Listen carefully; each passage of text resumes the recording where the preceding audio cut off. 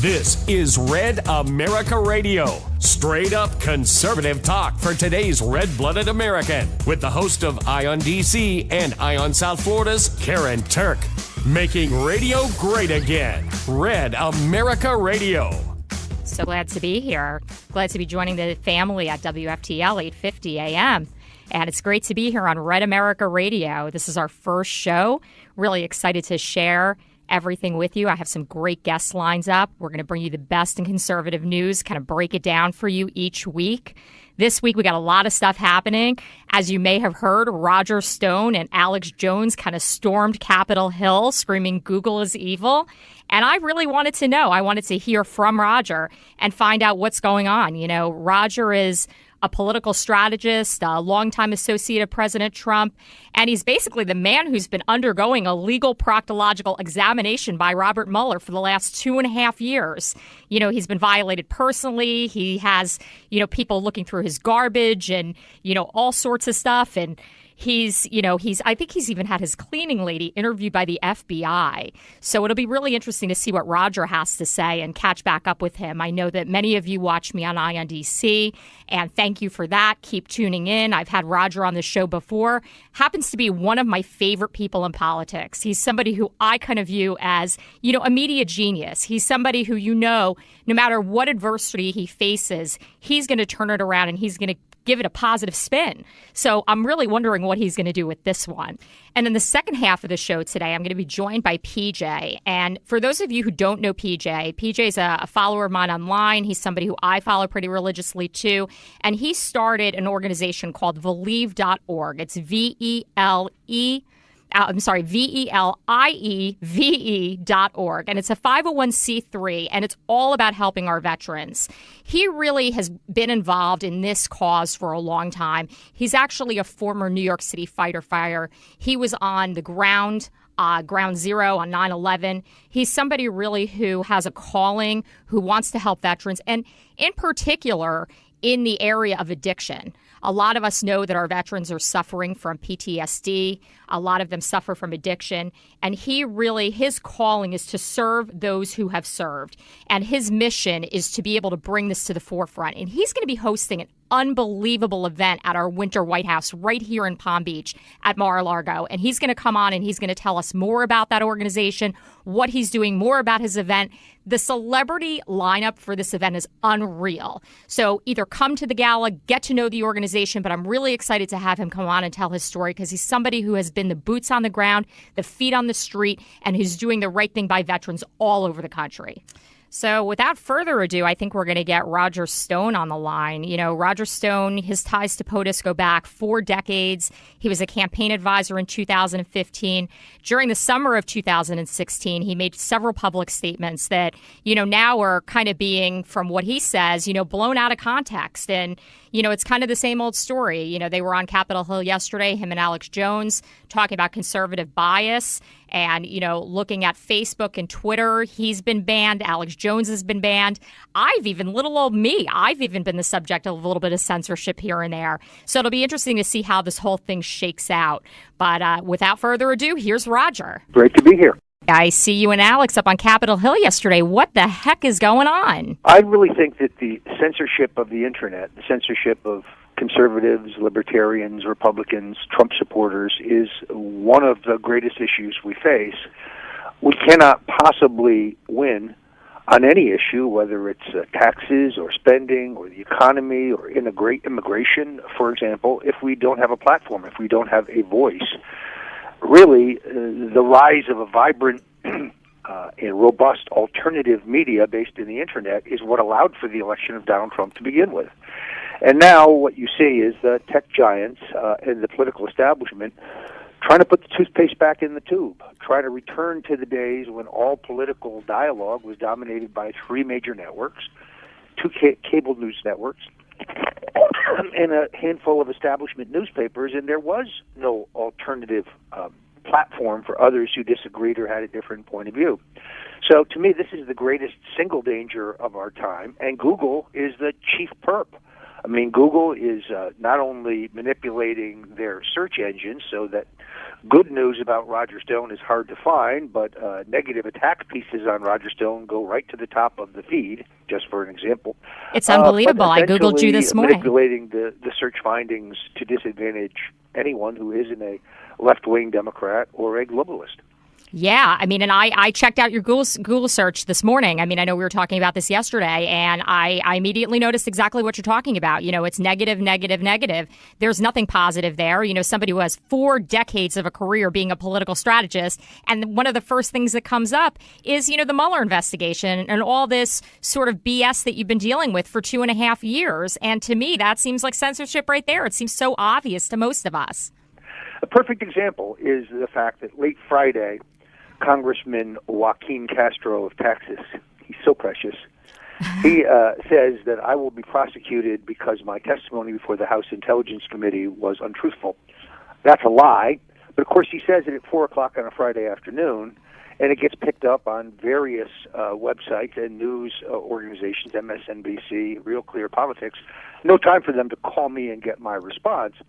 His claim is that I contradicted myself because in my testimony I said I didn't know the exact timing of the WikiLeaks disclosures, and elsewhere I said I didn't know the timing. Well, I knew the timing would come in October. I said that under oath.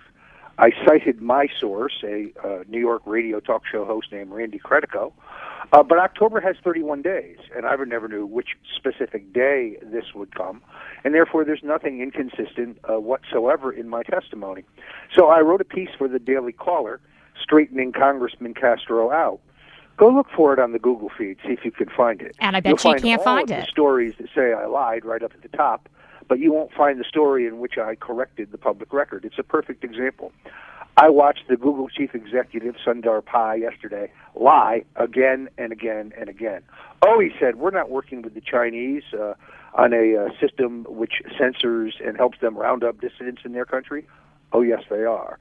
Oh, there's no evidence whatsoever that we censor or limit the reach of conservatives or Republicans. Well, actually, there is. Their own internal memos, which have leaked, their own internal videos, which have leaked, the undercover videos produced by Project Veritas, all of them prove they're the contrary. And then you have Jerry F. Nadler, the incoming chairman. The F is for fat ass. This guy took $26,000 from the parent company that owns Google. Jerry's testimony, his written statement yesterday, was written by a Google lobbyist. The questions that he asked were written by Google lobbyists. Jerry Nadler has been compromised. He's owned. He's corrupted. He must step down. Now, he's going to be a pain in the neck going into the next year. No matter what he says, the correct answer goes like this. No, Congressman, you're paid off by Google. You must step down. Shut up. You must step down. Resign. Shut up. You must step down. No matter what he says, the correct answer from his constituents, from conservatives, must be, no, Congressman, you're bought and paid for. You're corrupt. You must step down. That, I think, is the proper approach to Jerry Nadler. So, folks, if you see him, walk right up to him and say, Congressman, good to see you. You're corrupted. You must step down. You must resign. Yeah, I mean, it's hard to believe that, you know, after this witch hunt that's just been taking place, it just seems like every time they can't hit somewhere, they go and they hit somewhere else, and the narrative just gets spins and changed, and it just is sort of just anything that they can grasp onto, they are going to use. And I think at the end of the day, we can all see very clearly that this is not about anybody else but bringing the president down. And I think that's a huge concern for all of us as Americans. Would you agree, Roger? And you take, for example, Congressman Adam Schiff, the eye-popping congressman from Burbank. First, he said that he has seen more than substantial evidence of Russian collusion. Then he said he has seen no evidence of Russian collusion. Then he says he's seen circumstantial evidence of Russian collusion. Then he says he's seen more than substantial. Well, Congressman, I submit that you've seen nothing. So now you want to switch the narrative to these perjury traps or these trumped-up process crimes. So let me say it again. And this goes for Adam Schiff or Congressman Eric Swallowswell or Jerry Nadler or Joaquin Castro and his precious little twin brother. If any of you guys have any proof of Russian collusion or WikiLeaks collaboration on my part, produce it. Ah. I'm not going to engage in frivolous semantics or parsing word games or immaterial hair-splitting over my testimony. My testimony is fundamentally true. So, for example, I submitted 3 supplements to my testimony, documents which prove that my testimony is correct. Yet Congressman Swalwell tells reporters Stone changed his story. Stone amended. I saw that. No, I never amended my testimony at all. I supplemented it, and everything in it is true. Now, it is true that I was asked before the committee whether I had any contact with agents of the Russian state, people working for the Russian government, and the answer is no. I was never asked, have I ever met any Russians? Good God, you can't live in South Florida and never have met a person of Russian I think we've all met someone of Russian descent. Not possible. But they would have you believe that my contact by a gentleman named Henry Greenberg in May of 2016 was purposely hidden by me. Not really. You see, Henry Greenberg was an FBI informant, and he was approaching me as a longtime friend of Donald Trump at about the same time that Stephen Halper, the FBI asset, was approaching Carter Page, and this fellow Mifsud, another FBI asset, was approaching George Papadopoulos. So the question is why I didn't remember a meeting that had no consequence, a meeting in which nothing illegal or illicit or improper happened either at the meeting or as a result of the meeting.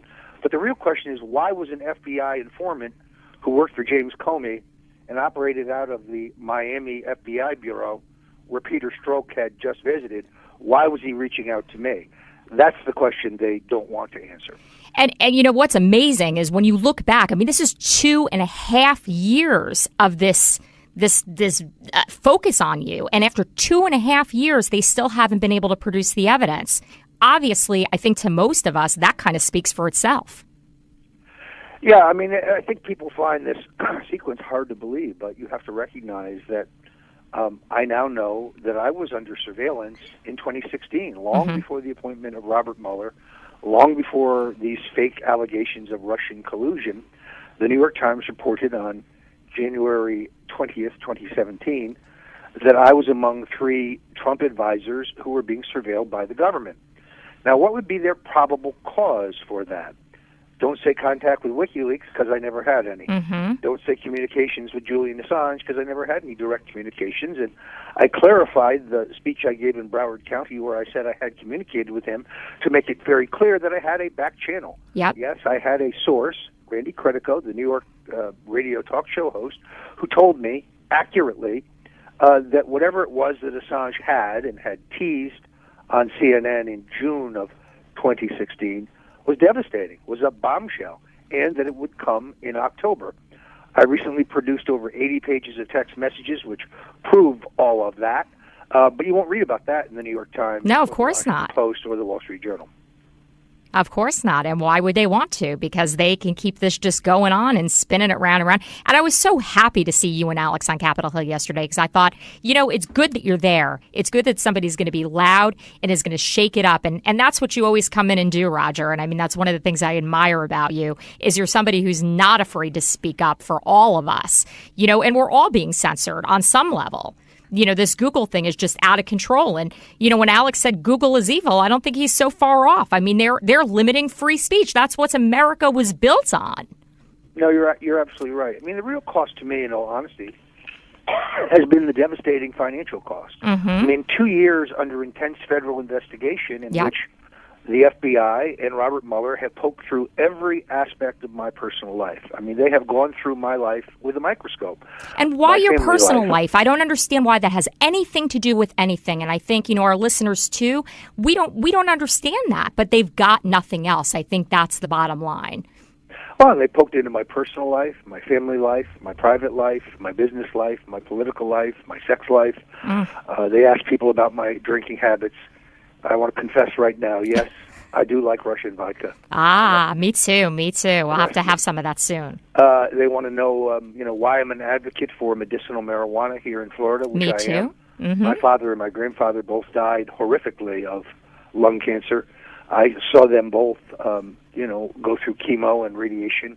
I saw what the opioids were doing to them, and yes, therefore I am an advocate for medicinal marijuana. It's been with us for 2,000 years. Absolutely. And I saw the way it eased their pain in their passing. But these kind of questions are beyond belief. I mean, we're talking about a situation in which FBI agents were seen sifting through my garbage. Yep. And didn't they interview your cleaning lady? Yeah. Interrogated by the FBI. I thought this was about Russian collusion. Mm-hmm. Clearly, it's about the politics of personal destruction. And here's the most incredible thing, Karen. The woman leading the investigation into me for Robert Mueller's team, Jeannie Rhee, previously served as Hillary Clinton's attorney in the missing email case and represented the Clinton Foundation against claims of racketeering. This same Jeannie Rhee lied to a federal judge about Hillary's emails and whether they had all been turned over to the State Department. Now she's out there saying that Roger Stone should be prosecuted, presumably, for perjury, for lying. Well, the person who lied is Jeannie Rhee. But how can such a prosecutor be unbiased? How can this process be fair? She's Hillary Clinton's personal legal attack dog, and her goal is to take down Roger Stone. Not because I've done anything wrong, not because I've broken the law, not because I was involved in Russian collusion or collaboration with WikiLeaks, because I was not, but simply because I supported Donald Trump for president, and I helped defeat the evil queen, Hillary Clinton. Yep, the evil queen. I cannot tell you the devastating financial impact on my family. We're looking at a pretty bleak Christmas here because every penny I have and every penny I can earn has to go to my legal defense and my lawyers. I'm being sued by the Democratic National Committee. I'm being investigated by the House and Senate Intelligence and Justice Committee, Judiciary Committees. All of it a bogus witch hunt. The cost is just debilitating. People who want to help can go to stonedefensefund.com, stonedefensefund.com. Mm-hmm. I have no choice but to ask my friends and supporters to contribute. Otherwise, in all honesty, I will not survive. I will be bankrupted and pressured into pleading guilty to some bogus process crime that I didn't really commit. Well, I'm going to do everything to help everyone know out there that we don't need to let that happen, and they need to visit Stone Defense Fund and see what they can do to help you and your family this Christmas. I'm delighted that you came on my show. Thank you so much for sharing your story. And Roger, you know, I see you out and about in South Florida and D.C. I can't wait to see you again. We're going to have some Russian vodka and celebrate because I know this thing will be behind you then. So Stone Defense Fund, go to it, support Roger, support what he's about because we do not need censorship in America. Thank you so much for joining me, Roger. So, again, anyone who goes to stonedefensefund.com and sends a contribution of more than $100, I will send you, at my pleasure, an autographed copy of my book, The Making of the President 2016, How Donald Trump Orchestrated an American Revolution. It's a great book. Stonedefensefund.com. Many thanks, Karen. Awesome. Thanks so much. Thanks for listening to Red America Radio. We'll be right back. Still using lamestream media for news? Stop being a victim to clickbait and visit Populist Wire. They're delivering real news to over 100 million people a year. Visit Populist Wire on Facebook or at populistwire.com. Did you know that veterans and their families may be entitled to $24K a year to cover age-related expenses? Visit TurkLawGroup.com to find out more and get better care to age in place. Serving those who've served. Turk Law Group. The NFRW, National Federation of Republican Women, brings together conservative women and raises their voices all over America. Join our movement, get involved in your local federation, and follow us on Facebook and Instagram. We're back with more Red America Radio. And I've got PJ calling in, PJ with Believe.org. I know I told you guys a little bit about him up at the beginning of the show, and I'm excited to have PJ join us. PJ hails from Brooklyn, New York. He's here now in Palm Beach in South Florida quite a bit, and PJ's become a personal friend. Love what he's doing with his organization. He's going to be at our very own Winter White House in just a few weeks for a fabulous event. PJ, welcome. Hey, Karen, how are you today? I'm doing great. I'm so glad to have you on the show. Well, we would truly appreciate this. Kat and I, my fiancée, were just en route from Washington, D.C., headed back hopefully to sunny South Florida. I hope you make it back. We got a little chilly weather here in the house. Well, it can't be half as chilly as it was in D.C. That's for sure. So, we were in D.C. We attended Colonel Oliver North's 75th birthday party. That's amazing. It was at the Ritz-Carlton. It was quite the event. And we are, Colonel North is going to be honored at our Heroes Ball at Mar-a-Lago, which is being held on Saturday, February 2nd. And I will be there. I can't wait with bells on. I mean, he's not the only celebrity you have on your list. You've got quite the lineup. I think you should share with our audience. We do. Our keynote speaker, that is a dear friend of ours. His name is Darren Prince. Darren Prince is on President Trump's council in the battle against opioids. Darren is a best-selling author in 4 different countries. And what Darren does for a living, he is a mega agent. His clients are such people as Magic Johnson and Larry Bird and Mike Huckabee and Mark Cuban and Dennis Rodman, Mike Tyson, Hulk Hogan, you name it. Darren represents them. So it's going to be quite the evening. We're going to have, there's going to be certain people attending the ball that I cannot mention. We also have a dear friend of ours is bringing Senator Lindsey Graham to the ball. We have invites out to Governor-elect Ron DeSantis, Senator-elect Rick Scott, Congressman Brian Mast, who's a dear friend of mine, newly elected Congressman Michael Waltz, who's a Green Beret, and we fully expect all to attend. And speaking of which, I mean, your organization, I think everybody listening, really should know more about your organization, your mission, and what you're doing. I mean, you were on ground zero, on 9/11. You're a former firefighter. You have a backstory that goes with this. And, what you're doing to help veterans is really incredible, PJ. Well, I really thank you. It's truly, believe me, it's not about me. I'm just a guy from Brooklyn who had some experiences in life that most shouldn't have gone through. I was at ground zero on 9/11, and 4 guys from my firehouse were killed. And my godfather, my inspiration to becoming a fireman, was killed. And but at that time, my 5-year-old son, Dustin, my firstborn son, was home battling leukemia. And my son, Dustin, died in my arms when he was 7. So, those experiences have, they've forged me into a man that I am today. Things don't do it for me. I'm all about serving, and, I want to see my son again. So I just want to do the next right thing. Yeah, I mean, and what you're doing to serve these veterans is incredible. I mean, we have such an issue with opioids in this country, especially in the population of veterans with post-traumatic stress disorder and all the things that they see and go through, especially when they come home and they have to transition back into, our community and our society. And your organization is really at the forefront of making serious change with this. And it's something that we all need to be focused on because it affects every single person listening to the show.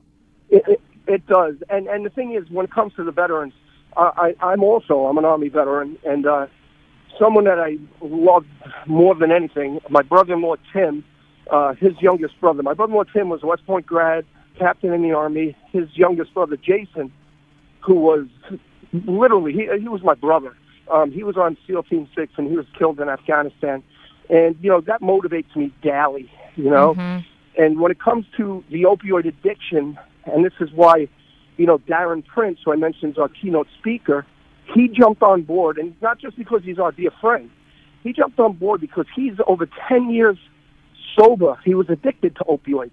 He in his book, he speaks about flying in private jets with Magic Johnson, Muhammad Ali, and he couldn't enjoy the moment because he was high on opioids. Wow. So, that's why the president has him on his council. And I just, if I could, I want to bring up an experience real quick. Oh, please. That really, really forged my calling in life.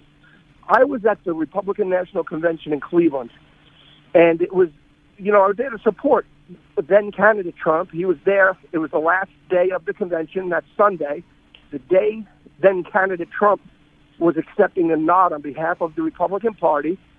I was doing security, personal security. I was in a Kid Rock motorcade for a concert that he was doing at the Jacob Pavilion. And I had a dear friend of mine, Elaine Hackett, who works on Capitol Hill for 27 years with me in my Hummer. And we were rolling in with a bunch of stuff for Bobby, Kid Rock's green room, when someone ran over to my Hummer screaming that someone was going to jump off the bridge. Wow. And I looked up, and there was a guy. He was going to jump off the bridge, and he wasn't over water. He was about 100+ feet over ground. And long story short, I pushed Elaine out. I knew every damn cop was going to be at the convention center where the RNC was taking place. I knew there were no cops. And I sped up to that bridge, and I ended up persuading a homeless, drug-addicted veteran not to commit suicide. Wow. And it rocked me. I apologize. I don't know what. No, I can't. Every time I hear the story, I get chills. And you've told me the story before. And well, it changed my calling. And let me tell you a little something about our president.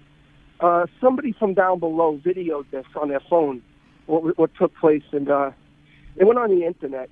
And 3 days later, I got a phone call to be then candidate Donald J. Trump's personal guest to spend election night at Mar-a-Lago. Can you imagine that? Incredible. Just incredible. That's the heart our president has. And they treated me like I was the king. They made sure I sat in President Trump's seat in the tea room. They made sure that they treated me like gold. I mean, this is providence. God is behind all of this. And I believe this with all my heart. I know that I was meant to be on that bridge. I know that it was because I'm a veteran. That's probably why he didn't jump. It changed my calling in life. I mean, everything led to today. And my charity Believe, our charity Believe, this is all we do. We help veterans struggling with addiction. And one of the other great things we do is we rescue service dogs that are 24 to 48 hours from being euthanized. And we get them trained to become service dogs, and then we bestow them to veterans. It's amazing. I mean, everything your organization is doing is amazing, and I'm so glad that I was able to have you on here and that you shared your personal story with our audience, because your story, I mean, I know you're really humble, and I know you don't like to be called the hero, but it's so appropriate that now you are actually founding this Heroes Ball and doing what you're doing and making this incredible difference. And I can't wait. I'm going to be there. My husband's going to be there. I know we'll probably be there with Ion DC, and I can't wait to see you. You'll be on the red I can't carpet, wait. Microphone interviewing everyone. I can't wait. I can't wait. I will see you soon, PJ. Thanks for joining us. Yes, Karen. Thank you so much for having me on. We'll talk soon. Thank you. Sounds good. All right. Okay. Bye-bye now. Bye-bye. This has been an incredible episode. Our first episode is behind us now, and I look forward to bringing you the latest news and highlights each week with Populous Wire and Ion DC. Until next time, folks, stay tuned.